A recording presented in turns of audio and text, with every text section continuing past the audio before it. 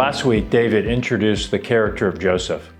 And in this session, we read the climax of Joseph's story. By chapter 45 of Genesis, Joseph has risen to power in Egypt. He is now second only to the great Pharaoh. He is a man of great wealth and influence. Now at this time, a famine has struck Egypt and the surrounding region, but under Joseph's guidance, under his leadership, Egypt has stored up grain for its people. In fact, it has stored up enough grain that all the world is coming to Joseph to buy grain. Now, included among these people who need to buy grain are Joseph's brothers. The brothers travel south to Egypt in hopes of bringing food back to their families and to their father Isaac. The brothers make two trips. On the first trip to Egypt, Joseph sees his brothers and recognizes them. They do not recognize Joseph, but he recognizes them. Later, the brothers return to purchase more grain. And on this second trip, Joseph plays an elaborate trick on them. He plants a silver cup in the bag of his youngest brother, Benjamin, and then he accuses his brothers of stealing it. I'm not going to recount this story to you, but I do recommend reading chapters 42 through 44 to understand the background to our passage. All this to say, when we get to chapter 45, Joseph has just confronted his brothers about the stolen cup, and they are cowering before him. They still do not know who Joseph is. All they know is that he is a powerful man and that they are in a perilous situation. It's at this time that Joseph sends everyone out from the room except his brothers, and he then reveals his true identity to them. Joseph says this from our passage. He says, "I am your brother Joseph, whom you sold into Egypt, and now do not be distressed or angry with yourselves because you sold me here, for God sent me before you to preserve life." I am Joseph. That's how he starts. Think of the terror and the astonishment of the brothers. Here is one who they thought was dead because of their betrayal. But now Joseph stands before them alive. And more than just alive, he stands as Lord of Egypt, the one who sits at the right hand of Pharaoh. Their astonishment is not unlike that of the apostles when they meet the risen Jesus for the first time after the cross. How can this be? What will Joseph do to them? That's what they're thinking. Will he take vengeance on them? What we learn is that Joseph will not take vengeance. This betrayal will not destroy the family of Abraham, Isaac, and Jacob. Instead, Joseph says to his brothers, "Do not be distressed or do not be afraid." Joseph does not want to punish his brothers. No, he wants to reconcile with them. He doesn't scold them or blame them. He doesn't make them feel guilty or make them apologize. He says, all is well.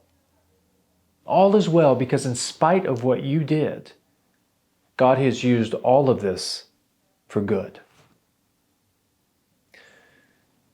Now, a question to ponder is why? Why is Joseph so ready to forgive them? And what we are told is that Joseph is ready to forgive because he believes that God used their betrayal for good.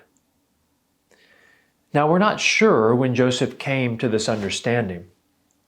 But this speech that Joseph makes to his brothers, sharing how God worked through their actions, it completely redefines the situation for all parties.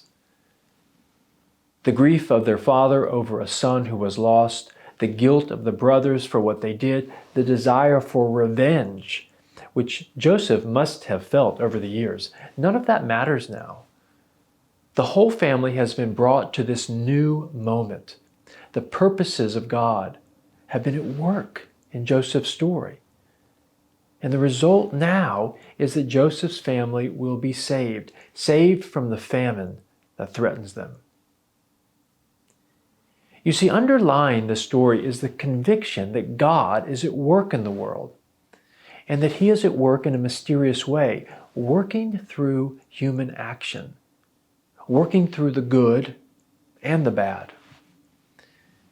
In this story, we witness God using moral failure and even suffering to bring about good. God was working through Joseph's family and working through the power structures of Egypt. God is working out His purposes in the arena of free human choice. A theological term that we sometimes use is the sovereignty of God. In this term, the sovereignty of God, it speaks to God's power and authority.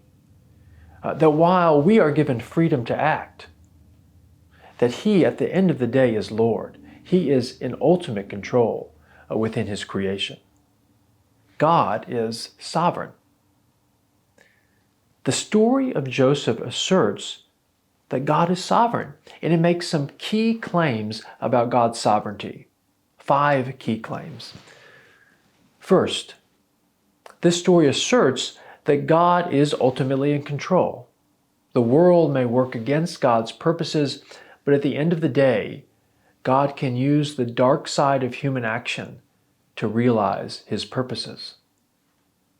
What a power that is to bring good from evil. Martin Luther, the great reformer, said, God can shoot with the warped bow and ride the lame horse. God is in control, and He uses our free human actions. The second point about God's sovereignty is that God, in His sovereignty, can and does create newness. He can create a fresh situation which negates the past, redefines the present, and opens the future. He can break a destructive cycle, allowing for new possibilities. Third, the story asserts that God's purposes are utterly gracious. In verses 5 and 7 it says, God has arranged Joseph's situation to bring about life. God wills life for us. Fourth, the story affirms that God's purposes are hidden and mysterious. In this story, God's purpose is so hidden that no participant has any clue what God is doing until the end. The purpose doesn't depend on human resolve or willingness. It depends on God. And often we do not understand His ways until we can look back at what God has done.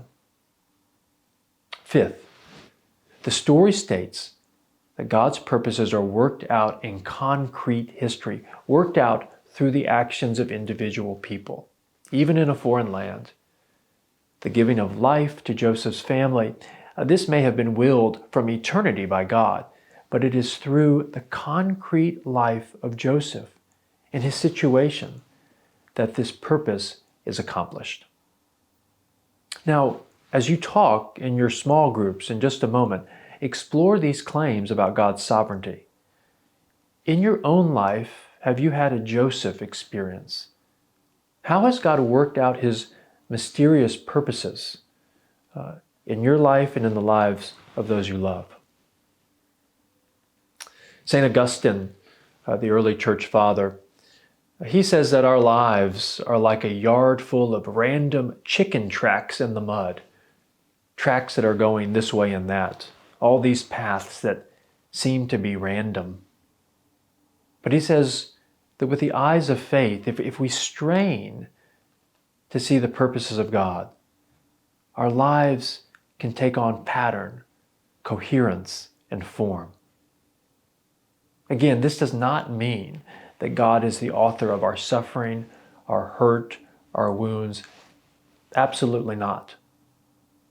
What it does mean is that God can use these things. He can redeem them for His purposes, for His design, for His direction. God leads us with an unseen hand. This is what Joseph discovered in his life. And it's what St. Paul writes in Romans 8 when he says, God works all things together for good, for the ones who love God, for those who are called according to his purpose.